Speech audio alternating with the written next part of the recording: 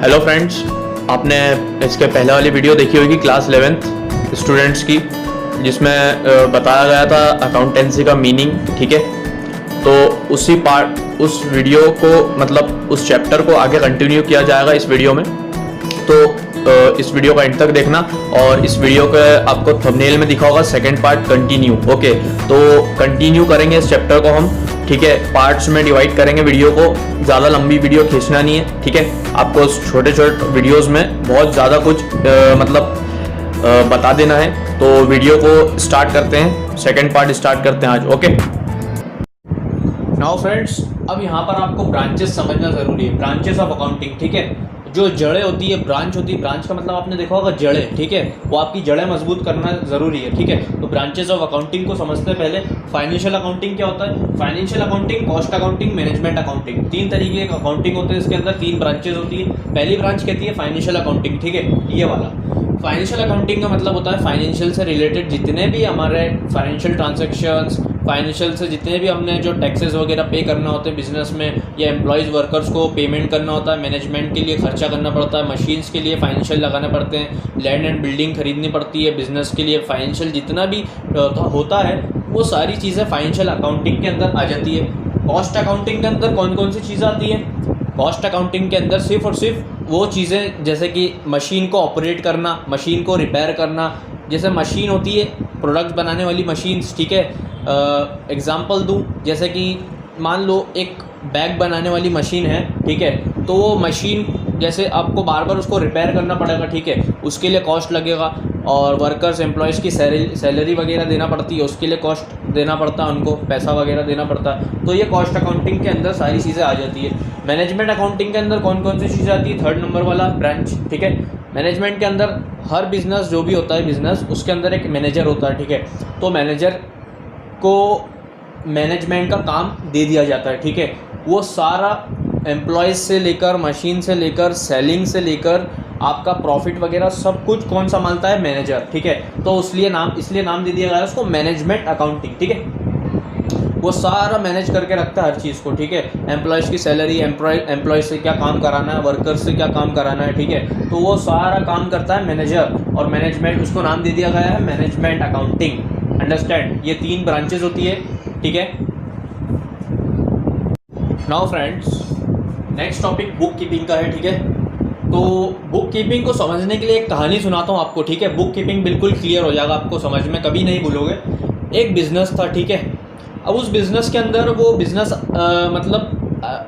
Start किया था उसने, एक बंदा था, एक इंडिविजुअल था, उसने बिज़नेस स्टार्ट किया था, और वो बिज़नेस था बैग्स बनाने का। ठीक है, स्कूल बैग्स का। तो उसने बिज़नेस स्टार्ट किया, अब वो करता रहा। एक महीना हो गया उसको बिज़नेस करते करते, और उसने बहुत सारे लोगों को उधारी पर भी माल बेचा। ठीक है, बैग्स वगैरह उधारी पर भी दिए, और उसने लोन्स वगैरह भी बैंक से लिए। ठीक है, टैक्सेस वगैरह भी उसने पे किए और नहीं पे किए। तो उसके अंदर उसको, ठीक है, एक महीना निकल गया, लेकिन एक महीने के बाद जब उसके ऊपर सारी चीज़ें आई तो उसको पता ही नहीं उसने किस इंडिविजुअल को उधार बैग दिए, किससे लोन लिया था उसको लोन किसको देना है। ठीक है, एज वेल एज उसने जितनी भी जो सेलिंग करी थी उधारी, जो बहुत इम्पोर्टेंट थी, जो उसने माल अपना उधार बेचा था। ठीक है, वो तो बहुत इंपॉर्टेंट था उसके लिए, उसका पैसा तो उसको लेना ज़रूरी था। ठीक है, उसने क्योंकि उधार माल बेचा था। ठीक है, अब उसने वो रिकॉर्ड किया नहीं, और रिकॉर्ड करने के लिए एक चाहिए होती है बुक। ठीक है, इसलिए कहते हैं यहाँ पर बुक कीपिंग, वो बुक चाहिए होती है, लेकिन उसने क्या करा, उस बुक को मेंटेन ही नहीं किया, बुक ही नहीं बनाई।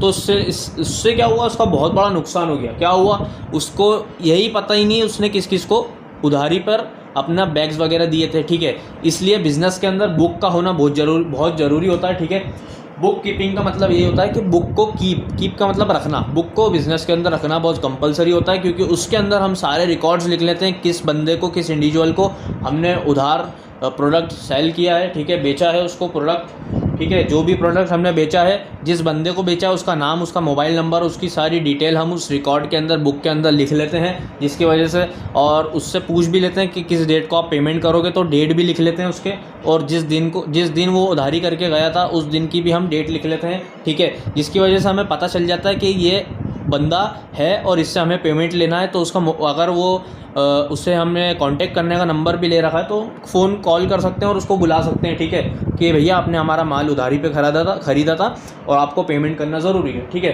तो आप बुक में लिखने का यही फ़ायदा होता है, बुक कीपिंग का फ़ायदा होता है कि बुक में आप सारे ट्रांजेक्शन्स लिख सकते हो ईजिली, ठीक है।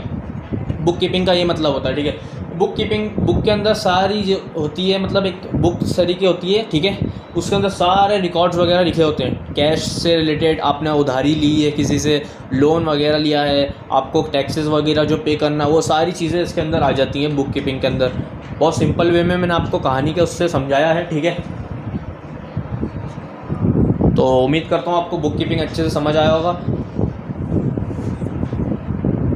तो फ्रेंड्स, वीडियो कैसा लगा, पसंद आया? इसके अंदर हमने ब्रांचेस समझे, ठीक है, 3 टाइप्स के ब्रांचेस होते हैं, और बुक कीपिंग के बारे में समझा, ठीक है। तो वीडियो कैसा लगा? अच्छा लगा, वीडियो समझ आया होगा उम्मीद करता हूँ। और मिलते हैं नेक्स्ट वीडियो में, आने वाली वीडियो में, नेक्स्ट वीडियो में नए टॉपिक सीखेंगे, और ऐसा धीरे धीरे स्टेप बाय स्टेप थोड़ा सीखेंगे, ज़्यादा सीखना नहीं है, क्योंकि एकदम से आप सीखोगे फिर माइंड पर क्या होगा, प्रेशर बढ़ेगा, लोड बढ़ेगा, ठीक है। तो इसलिए आराम से थोड़ा सा समझेंगे।